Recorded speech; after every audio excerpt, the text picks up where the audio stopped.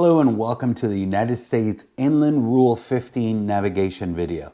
Rule 15 focuses on crossing situations, and Rule 15 for the inland rules has an extra rule that is not in the international rules.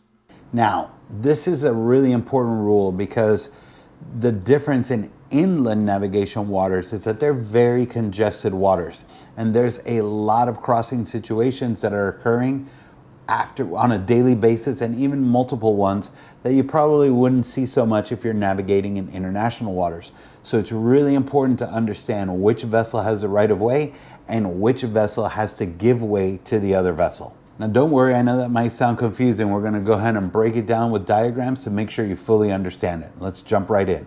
Rule 15A states that when two power-driven vessels are crossing so as to involve risk of collision, the vessel which has the other on her starboard side shall keep out of the way and shall, if the circumstances of the case admit, avoid crossing ahead of the other vessel. Now, before we review this, let's first view this diagram to review who has the right of way.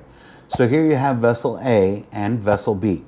Vessel B is approaching vessel A, and vessel A has vessel B to its starboard side. So vessel B has the right of way.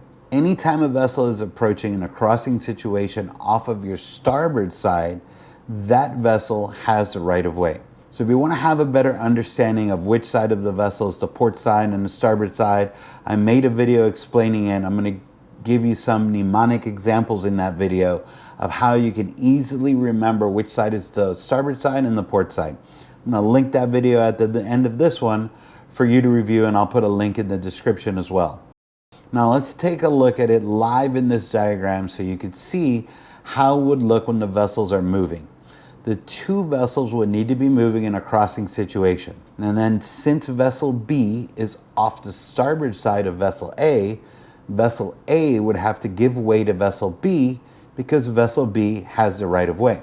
Now let's review another example with the vessels traveling in a different direction. In this example, both boats are traveling towards each other in a crossing situation. Vessel A has vessel B to their starboard side. So in this example, vessel B has the right of way. Vessel A needs to give way to vessel B and let vessel B continue on their course and not cross in front of vessel B. Rule 15B states, notwithstanding paragraph A, on the Great Lakes, Western Rivers, or water specified by the Secretary, a power-driven vessel crossing a river shall keep out of the way of a power-driven vessel ascending or descending on the river. Now, this part of the rule is an addition from the international rules. So this applies to the Great Lakes, the Western Rivers, and all inland waters shoreward of the demarcation line when traveling on a river.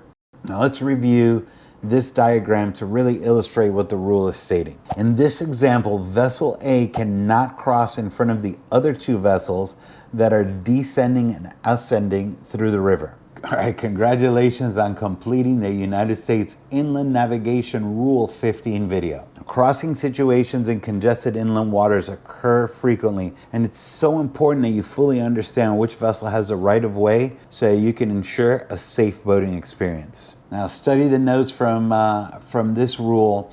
When you're ready, I'm going to be waiting for you in the next lesson, but before you go to the next lesson, check out this video next to learn how to easily remember which side of the vessel is the starboard and the port side.